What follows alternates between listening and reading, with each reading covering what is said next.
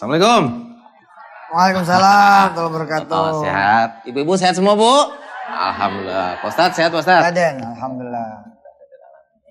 Den, ada ayat yang menarik nih, Den. Wah, tentang apa, Pak Ustadz? Surah Al-A'raf ayat 199. Ya. A'udzubillahi minasyaitonirrajim. Bismillahirrahmanirrahim. Khudhil afwa wa'mur bil ma'ruf wa a'rid 'anil jahilin. Nah, baca nih terjemahnya. 199. Jadilah pemaaf dan suruhlah orang mengerjakan yang ma'ruf. Serta jangan pedulikan orang-orang yang bodoh. Itu udah susah tuh di Indonesia. Jadi pemaaf tuh di Indonesia pendendam. Terus nyuruh yang ma'ruf juga kita kayaknya berat gitu. Itu berarti kita harus belajar nih Pak Ustadz. Sama orang-orang yang akan datang jadi tamu kita hari ini. Karena temanya itu muda, soleh, kaya. Oh subhanallah. Muda, soleh, kaya. Nah, banyak tajir ya. Tajir. Kaya kan gak harus kaya materi Pak Ustadz. Ya harus juga. Ya kan bisa juga kaya ilmu. Harus, kaya ilmu kudu. Kudu apa? Kudu ada, kaya harta juga kudu iya. Iya. Semuanya. Semuanya harus kaya ada. anak. Kaya anak mesti banyak. Udah 5 Pak Ustadz. 5. Saya baru atuh, ngebutnya susah nih Pak Ustadz. Iya. Adonannya deh. Iya. Itu dia Pak Ustadz. Jadi di sini udah jarang Pak Ustadz. Jarang. Maafin orang. Orang biasanya dendeman gitu. Kalau marah kan gitu, sampai 7 turunan. Itu ngaruh ke Pak Ustadz, ke kehidupan kita kalau dendam. Ngaruh. Ke rezeki. Banyak penyakit. Iya. Pak Ustadz saya ada info. Apa itu? Sekarang di Tangerang gak ada ibu-ibu. Ada ya? Ya gak ada ibu-ibu, soalnya ibu-ibu ada di sini semua nih. Alah. Ini benar dari Tangerang ya Bu? Oh, sebelah sini jadi Tangerang juga. Ya. Tanya dong Tangerang mana? Tangerang mana Bu yang sebelah sini Bu? Ada cewek-cewek apa Bu? Karawaci. Oke. Kalau ini? Oh, Menjima Banjarwijaya. Iya, tuh Ustaz. Muslimat Banjarwijaya. Subhanallah. Ibu pernah ada yang lihat atau makan pecel lele-lela nggak Bu? Ada kan? Nah, itu dia Bu. Ini temen kita. Bintang tamu kita, dia awalnya juga wah luar biasa Pak Ustadz. Mulai dari ngelihat kios di PHK, kios orang didatengin, sewanya makin lama makin naik, tapi sekarang bisa punya 88 cabang dan udah ada di Malaysia dan di Thailand. Ada orang bilang gini, Ustadz tuh ya sekarang kok jadi bisnis ya? Padahal enggak juga, kita Ustadz tetap, bisnis tetap, jadi ayah tetap, jadi suami tetap, jadi anak tetap, jadi teman tetap, jadi kita lakuin semua. Karena Rasul juga bisnis. Bisnis benar. Rasulullah dagang. Dan Rasulullah sebagai khalifah. Nah, jadi kita emang mesti maju. Kalau ada orang yang punya sampai 80 cabang tuh kita mesti belajar tuh. Kita harus belajar. Kita undang Ustaz ya. Kita undang. Ini dia Rangga Umara. Sebelumnya orang ngira pecel lele lela tuh. Iya Ustaz. Perempuan ya. Iya. Malah ini lelo nih mah. Lela namanya. Ini yang punyanya Pak Ustaz. Nah, gimana tuh ceritanya ya? Waktu itu awalnya dari PHK ya. PHK. Ceritain dong dikit dong. Oke, kalau tadi soal nama tuh Ustaz. Ini nama ini ada doanya juga nih Ustaz. Jadi kayak doa nih. Banyak yang nyangka Lela itu nama istri, nama anak gitu ya. Padahal Lela itu singkatan dari lebih laku. Jadi begitu kita mau mulai, nah doanya tuh udah lebih laku dulu. Lebih laku. Afirmasi positif ya. Benar. Kan biasanya orang kalau mau mulai usaha itu mikirnya, aduh gimana kalau rugi, kalau bangkrut gitu ya. Nah saya mikirnya udah bismillah lah, harus lebih laku gitu. Jadi dah namanya Lela. Nah, dan yang namanya Lela kalau makan di situ gratis Pak Ustaz. Beneran? Pokoknya yang namanya Lela. Seumur hidup. Tinggal Kasih siapa yang KTP. mati duluan gitu Ustaz. Iya kasih lihat KTP makan gratis. Asal nggak malu aja kalau tiap hari ya. Enggak cerita dong awalnya enggak. Awalnya mulai itu sekitar tahun 2006. Jadi saya 2006. 80. Ya, saya mulai waktu itu sempat kerja di perusahaan developer. Nah, tempat saya kerja itu apa namanya? Ya, kurang lebih proyeknya agak macet lah gitu. Jadi sebagian besar karyawannya tuh dirumahin. Nah, termasuk saya salah satunya. Nah saat itu di saat teman-teman saya mulai bikin lamaran CV ke perusahaan lain, nah saya mikir kalau begini-begini terus ya ujung-ujungnya PHK lagi. Udahlah waktu itu bismillah, saya mantepin pokoknya buka usaha sendiri. Nah, akhirnya milih deh pecel lele gitu. Pecel lele. Nyari-nyari kios ya. Nah, ntar kita akan dengar gimana kisah Rangga nyari-nyari kios pinggir jalan yang kosong. Akhirnya ketemu yang punya. Nego-nego sampai akhirnya sempat kelabakan pengen pindah tempat. Ntar jangan kemana, tetap di chatting dengan Yael.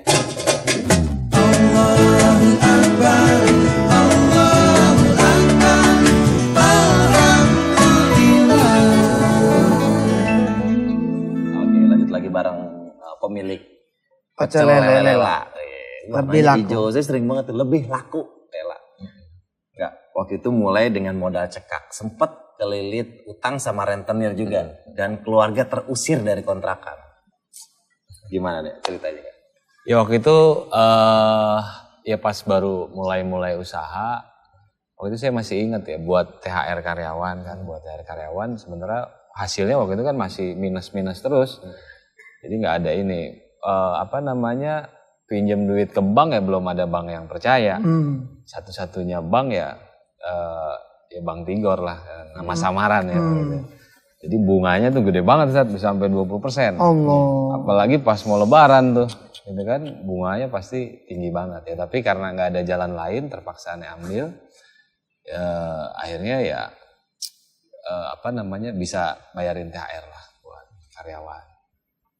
Nah, kalau diusir dari kontrakan ya itu tadi, kadang tinggal itu dari kontrakan ke kontrakan. Ya sekali lagi, saya dulu pernah ngalamin satu fase, ya mungkin ini secara nggak langsung nih kayak zolim sama keluarga. Karena yang diduluin apa-apa bisnis gitu ya. Buat karyawan dulu gitu ya.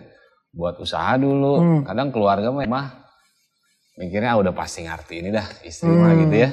Nah tapi ternyata malah makin sulit, hidup malah makin susah. Jadi pindah dari satu kontrakan ke kontrakan lain tuh gara-gara diusir. Misalnya yang punya nggak mau perpanjang lagi nih karena saya sering telat. Klimaksnya begitu saya malam-malam pulang ke rumah, jadi barang-barang saya udah ada di luar Ustaz. Kayak lemari apa semua udah di luar. Baju. Mau masuk ke dalam tuh pintu udah dikunci sama yang punya tempat. Nah dari situ saya nemu surat. Nah istrinya anak-anak istri sama anak saya udah ngungsi ke mertua gitu, karena yang punya udah. Tahun berapa itu? 2008 Ustaz. Baru ya? Baru. 2008. Wah, nopok tangan lu buat gue.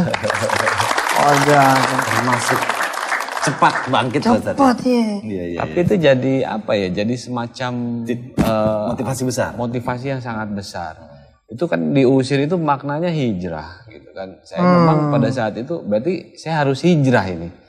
Saya ke rumah mertua, tadinya saya mau nitipin sebulan gitu ya. Di rumah mertua. Saya waktu itu langsung janji dalam hati saya harus ngutamain keluarga nih biar gimana pun. Tadinya kan nomor 2 tuh buat usaha dulu. Waktu itu saya punya niat, pokoknya saya harus itu udah ada nama pecel lele itu udah ada? Udah itu, ada. Waktu itu zaman baru-baru ngerintis. Baru satu ya? Masih 1-2 cabang lah gitu. Nah begitu saya niatin, pokoknya tiap hari tuh saya kasih 50.000, berapapun aja 50.000. Alhamdulillah buat karyawan ada, buat rumah ada. Gitu, jadi berkah gitu. Apa aja tuh usaha kalau ditekunin insya Allah Bu. Insya Allah. Jadi juga ya. Nah kita juga ada bintang tamu kita yang kedua. Ini seorang pengusaha muda juga Pak Ustadz. Masih muda tapi bisnisnya udah bikin perumahan, bisnis properti. Hebat ya. Dan diarahkan buat orang-orang kalangan menengah ke bawah. Sudah 4.000 rumah yang dibuat. Kita lihat bagaimana profilnya. Ini dia, Elang. 4.000 rumah. 4.000 rumah. Dahsyat. Dijual dengan harga yang terjangkau. Kita tanya-tanya langsung. Tepuk tangan untuk Elang. Masih pada muda ya. Masih muda. Soleh, kaya. Kaya ya. Iya bosan. Ya harus berani kaya, jangan malu-malu. Kadang-kadang orang mau bisnis. Enggak sih saya enggak, beraniin aja udah. Rasulullah juga pedagang sukses. Tinggal masalah cara dia menyikapi. Masa sendiri aja takut Pak Ustadz bisnis ngelawan ngajak se Indonesia Pak Ustadz. Asik, saya demen. Iya penting jangan belagu. Jangan hilang ketawaduan. Ya halal. nggak nipu. Harus bangga tuh. Anak muda zaman sekarang tuh harus bangga, jangan malu-malu. Kalau malu diambil orang. Iya. Pecel lela malu. Bikinnya lela.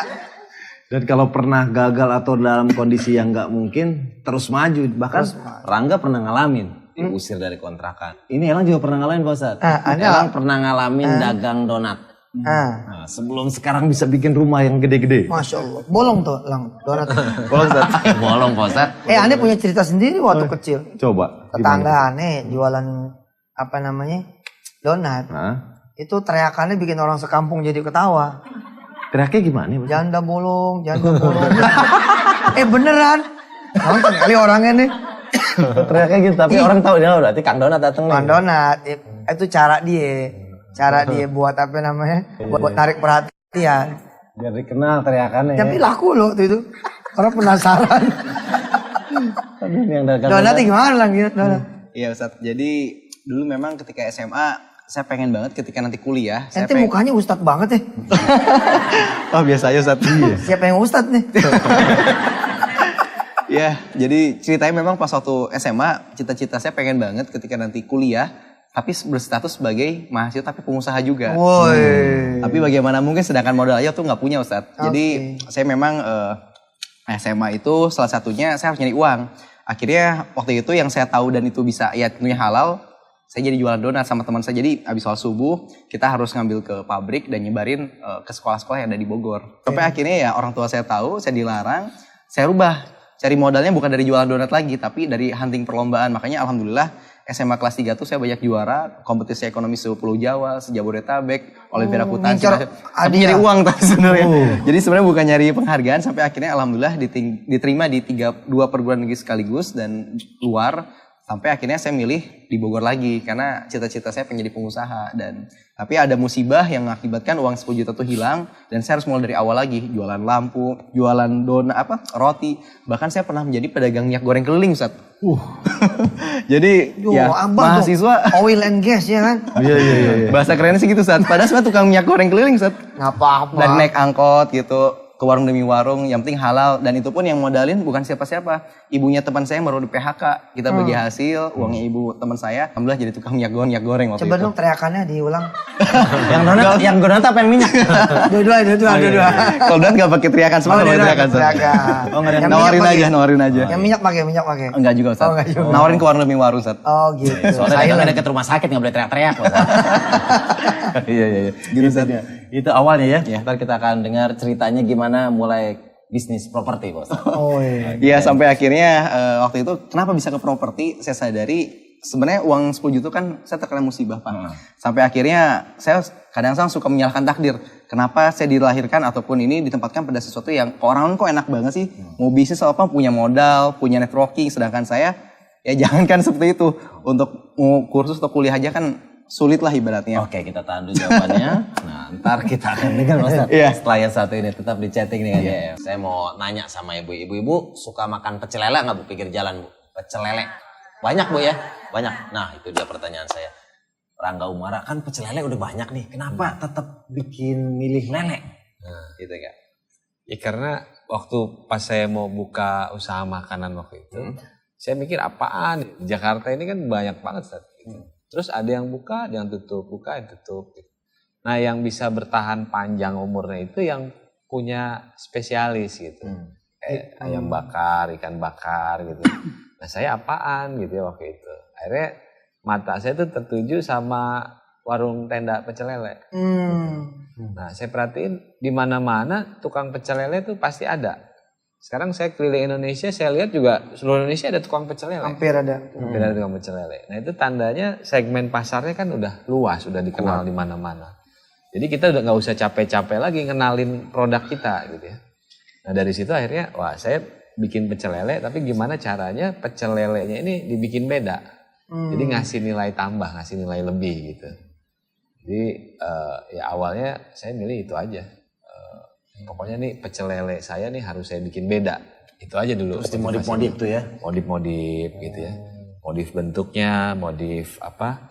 Karena orang banyak yang gak suka lele itu bukan karena apa namanya, bukan karena rasanya. Rasanya enak. Cuma nggak suka itu karena lihat bentuknya serem kayak ular gitu ya. Sama asal usulnya makanannya ya, dari kita untuk kita gitu saat makannya. Padahal nggak begitu gitu. Nah ini kita merubah terus image itu terus gitu ya. Ada termasuk penggemar lele. Iya benar masuk. Di rumah sampai miara lele sih. Di rumah tuh 3.000 kalau lele tuh. Iya kan Mas? Iya di kolam di rumah. Di kolam Kalau mau makan lele itu tinggal dijaring, goreng. Anak saya juga pada doyan lele. Sampai susunya susu lele. Gimana sih kan? lele ada susunya. Iya. Jadi Lele dijual, beli susu gitu ya. beli susunya dari duit lele Iya maksudnya. benar. Gua tebak. Baru tahu. Kirain lele ada susunya. Gua ada tebak. Iya. Nah, kalau kenapa harus rumah? Ya jadi kan tadi sedang berpetualang mencari bisnis apa sampai akhirnya saya mulai sadar saya tuh kurang bersyukur ke Allah waktu itu. Saya selalu berpikiran menyalahkan kenapa saya ditempatkan pada posisi itu. Sampai akhirnya waktu itu saya ada 2 pendekatan. Pendekatan pertama adalah pendekatan rasional yaitu pendekatan Indonesia itu ada 70 juta rakyat yang belum punya rumah atau tepatnya 8,3 juta keluarga. Setiap tahunnya 800.000 kebutuhan akan rumah dan terpenuhi baru 200.000. Pendekatan yang kedua adalah pendekatan ini agama.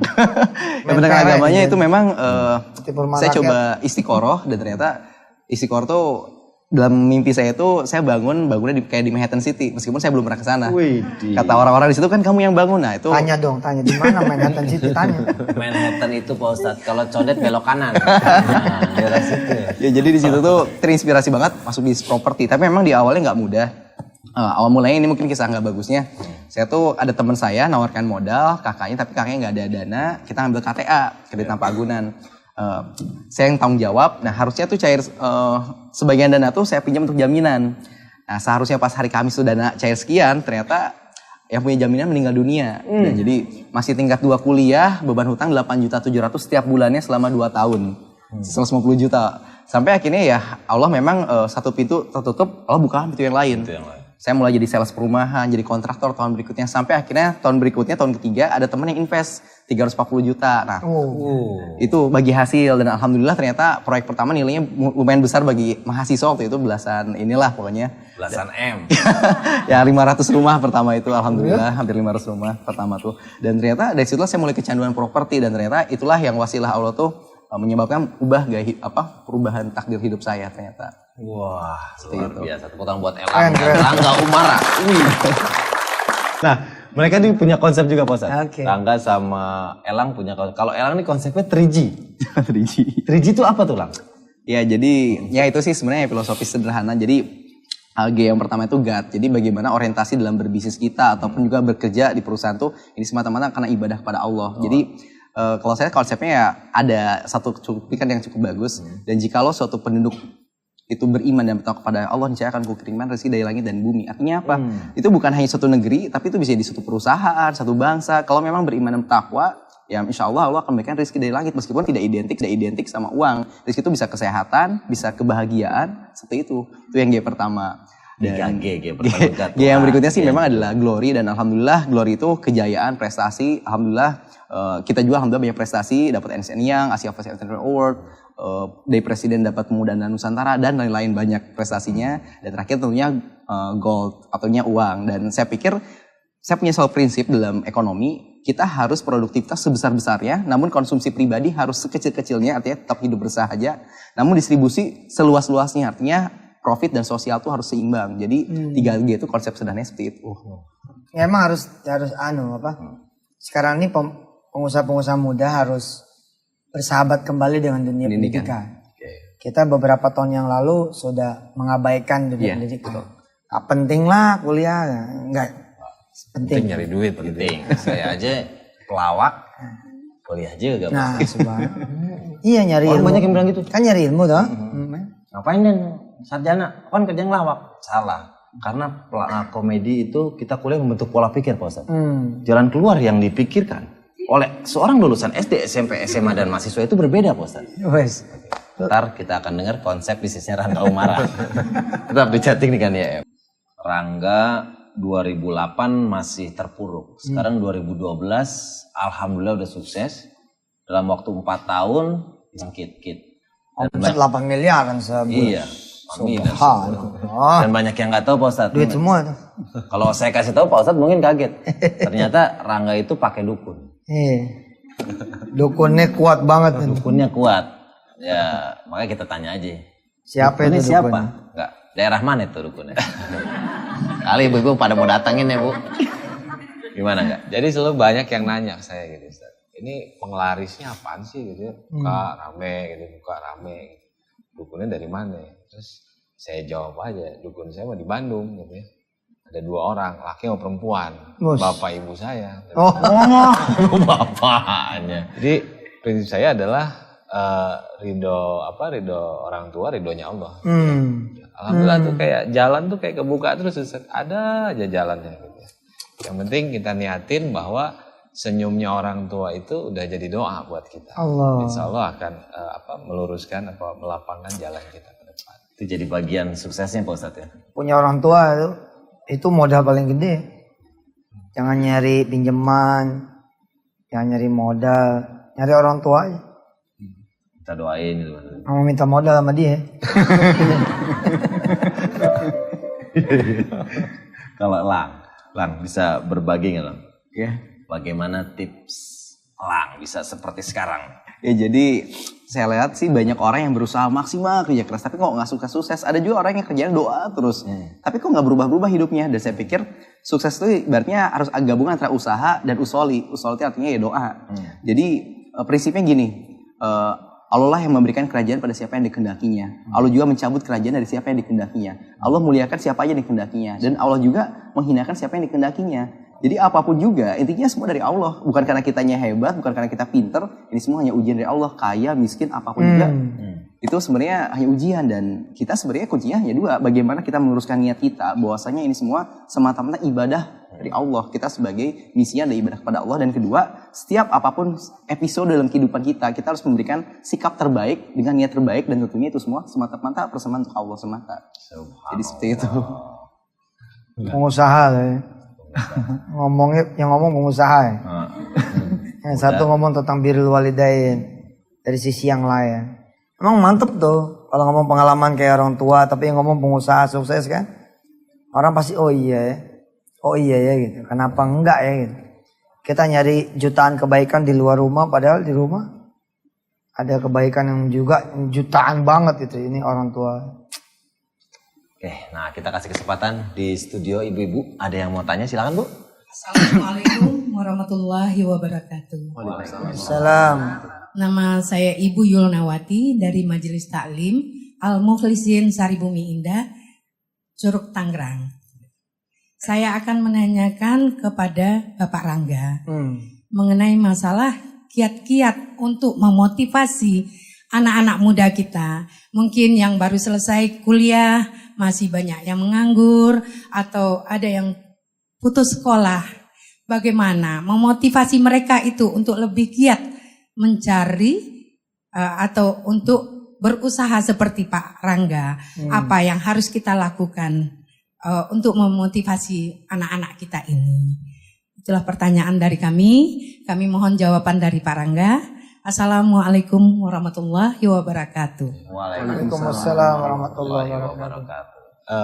Buat rekan-rekan muda, yang pertama harus punya mimpi, harus punya impian, punya visi misi gitu ya Bu ya. Visi itu artinya mau kemana. Jadi harus jelas dulu. Kemudian misi itu mau apa, mau ngapain. Nah mau apanya itu, misinya itu adalah visinya punya impian, misinya memberikan manfaat yang sebesar-besarnya buat banyak orang. Kalau dalam Islam, khairun nas anfa'uhum linnas. Sebaik-baik manusia adalah bermanfaat. Pokoknya orang-orang yang sukses itu sudah pasti mereka bisa memberikan manfaat buat orang lain. Istilahnya orang lain dapat manfaatnya, manfaat itu akan hasilnya kembali ke kita. Itu dia Bu, berarti awalnya dari mimpi. Jadi buat orang kan untuk mimpi kita kan harus tidur Bu. Nah buat yang mau sukses suruh tidurnya dulu Bu. Maksudnya impian ya Bu, bukan mimpi itu maksudnya. Iya. Dari sebelah sini silakan kalau ada yang mau bertanya.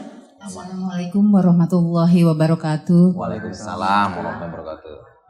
Saya ingin tanyakan, yang pertama kali Mas Elang membuat namanya tuh perumahan itu di mana tempatnya? Kemudian apakah Mas Elang mempunyai rencana ekspansi yang lain gitu ya, yang sudah 4.000 itu yang begitu luar biasa. Mudah-mudahan Mas Elang bisa berekspansi di Kota Tangerang. Demikian. Billahi taufiq wal hidayah. Wassalamualaikum warahmatullahi wabarakatuh. Waalaikumsalam warahmatullahi wabarakatuh. Nah, kita akan dengarkan jawabannya di kota mana, daerah mana, terus ada rencana ekspansi nggak? Tapi ntar, jangan sekarang, di segmen 5 masih ada segmen terakhir. Sekalian kita lanjut nanti dengan doa bersama. Siap. Tetap di chatting dengan dia. Iya. Daerah mana, terus ada rencana buat ekspansi nggak? Jadi perumahan saya tuh hampir semuanya di Bogor dan Sukabumi. Jadi itu ada kurang lebih sekarang tuh 17 lokasi, 5 sudah beres, 7 baru ekspansi baru, 5 masih jalan. Jadi 12 yang masih bisa, itu mulai dari daerah Cidahu sampai daerah Citayam di Bogor. Cuman ketika ditanya ekspansi atau tidak, biasanya anak muda tuh punya 2 penyakit kalau memang sukses di usia muda. Pertama itu biasanya dia tuh bisa tergesa-gesa. Dia ngerasa, wah saya udah sukses, dia pengen cepet-cepet faktor kali, ataupun dia pengen segera ekspansi. Cuman itu satu penyakitnya. Kedua, biasanya sombong, kadang-kadang dia ngerasa masih muda aja susah, apalagi udah tua. Padahal kita nggak tahu masa depan kan rahasia Allah, kita nggak tahu, dan Allah bisa membolak-balikan semua dengan sangat mudah. Makanya kita nggak tahu. Nah, karena prinsip itu yang saya pahami, jadi sebenarnya di luar properti sih gue pernah berapa kali di selain pertambangan pernah, itu semua gagal-gagalnya. Cuman sampai akhirnya saya sadari biasanya saya tuh ternyata masih kurang modal, kurang waktu, kurang SDM, kurang ilmu. Akhirnya saya sadari saya harus fokus dulu pada satu kota dulu. Sampai akhirnya semua benar-benar ini, karena amanah tuh nggak gampang, Pak. Dan saya pikir salah satu yang membuat orang tuh bisa survive adalah masalah kepercayaan tadi. Dan saya selalu memohon kepada Allah supaya saya menjadi tergolong orang yang amanah kepada Allah dan tentunya kepada manusia juga. Makanya saya masih di Bogor dulu aja sampai emang kuat fondasinya. Tuh, Bu. Berarti masih itu. nguatin fondasi, tambah-tambahin semen dikit ya, Bu, ya, biar kuat fondasi. Doain, Bu, biar bisa menyusul di kota-kota lainnya. Amin. Ya. Terima kasih. Rangga Umara juga Jakarta udah banyak, luar kota, daerah udah banyak. Jogja ada nih. Malaysia udah. Malaysia dikit lagi ya? Malaysia dikit. Dikit lagi tak? Nah, 21 besok buka. Oh, siap. Malaysia, Thailand, dan menyusul di Jeddah. Jeddah, wow, subhanallah. Ibu, tadi ada pertanyaan menarik kan tuh ya, tentang bagaimana anak-anak mahasiswa gitu ya. Makanya yang punya anak seperti saya masih kecil, itu jangan dibiasain ngasih duit tanpa kerja. Mam, minta duit, ambil sendiri. Ah, itu jangan. Minta duit mah, bersihin kolom. Gitu. Minta duit mah, bersihin WC. Gitu kira-kira. Atau, mah nanti mau ada acara di mana gitu ya, perlu duit 27.000. Kasih pisang uli. Kasih minyak goreng. Lu goreng. Lu jual. Duitnya buat lu bayar. Itu acara. Kira-kira begitu. Yang kedua, saya tadi menyoroti sering kali kalimat itu muncul bahwa kita nggak punya modal. Iya. Kita udah punya the best modal yang nggak ada lagi modal selain dia, yakni Allah Subhanahu Wa Taala. Hasbi Allah. Cukuplah modal itu Allah. Believe me, percayalah omongan saya. Apalagi kita punya modal yang kedua, yakni orang tua. Nggak ada orang yang nggak punya Allah. Semua orang punya Allah. Dan nggak ada orang yang nggak punya orang tua. Semua orang punya orang tua. Termasuk yang udah meninggal itu modal. Datang ke kuburannya. Doa sama Allah. Bilang, ya Allah, kalau saya sukses, saya mau bikin masjid. Namanya ntar nama saya punya emak, nama saya punya ibu. Insya Allah. Jalan juga. Doain dia, sambung silaturahim yang lain-lain. Dan semua orang kan punya modal bakat. Temukan bakat itu dengan sering sholat malam. Tempelin jidat ke sejadah. Maka insya Allah akan terbuka itu jalan. Tapi kalau udah nyari modal duluan, nyari partner duluan, ini biasanya Allah nggak mau terlibat. Jadi nyari partner, modal, bahkan termasuk nyari bisnis apaan ya, nggak usah dipikirin, sholat malam aja, sholat duha aja. Terus nanyanya sama Allah, bisnis apaan ya? Sebab kalau nanya sama temen, gue juga bingung, gitu kata temen. Iya. Mendingan nanya sama Allah. Nah kita berdoa dah. Ya, kita berdoa. Kita berdoa. Di malam yang kesekian, Ustaz. Udah gak ngitung nih aneh. Iya. Pokoknya itu doa aja deh. Mudah-mudahan pemirsa sabar terus berdoa. Amin ya Ya, Allah. insya Allah mudah-mudahan semua teman-teman bisa seperti Mas Rangga, Mas Elang ya. Al-Fatihah. Alhamdulillahirabbil alamin. Iyyaka na'budu wa iyyaka nasta'in. Shiratal ladzina Pemirsa silakan istighfar. Astagfirullah. Silakan berselawat. Allahumma shalli. Silakan pemirsa berdoa untuk hajatnya, untuk masalahnya, untuk cita-citanya, keinginan. Silakan. Silakan saya Denny kami ngaminkan dari sini. Ya Allah, sallallahu alaihi wasallam barik ala sayyidina Muhammad wa ala ali sayyidina. Saat ini kawan-kawan berdoa lagi kepadamu. Untuk semua apa yang sedang dihadapi. Untuk apa semua yang diinginkan. Kepada Engkau yang Maha mengabulkan dan Maha kuasa. Engkau yang Maha besar ya Allah. Kau yang punya segala apa yang kami minta. Kau yang kuasa ya Allah, mewujudkan apa yang kami ingin. Kau juga yang Maha menolong dari apa yang kami persoalkan. Rabbi firlana warhamna tub alaina walhamdulillahi rabbil alamin. Alhamdulillah. Alhamdulillah. Segmen doa ini paling senang. Benar Pak Ustaz. Saya udah mulai nih ketemu teman-teman. Makasih Ustaz, salam Mbak Denny. Doanya udah dikabul Allah. Ada yang belum dikabul, terus aja jalan. Oke, terima kasih buat semua yang udah hadir di sini dari ibu-ibu dari Tangerang. Terima kasih sekali lagi. Kapan-kapan mampir lagi Bu ya. Ya maaf kita nggak bisa nyiapin air karena nggak ada tempatnya ya Bu. Kita juga mau ucapin terima kasih buat tamu-tamu kita, Mas Rangga Umara, juga Mas Elang. Saya minta tepuk tangan buat kisah-kisahnya yang luar biasa. Mudah-mudahan bisa menginspirasi semua pemirsa yang ada di rumah. Akhir kata saya Denny Cagor dan Bapak Ustadz Yusuf Mansur mohon pamit. Terima kasih. Assalamualaikum warahmatullahi wabarakatuh.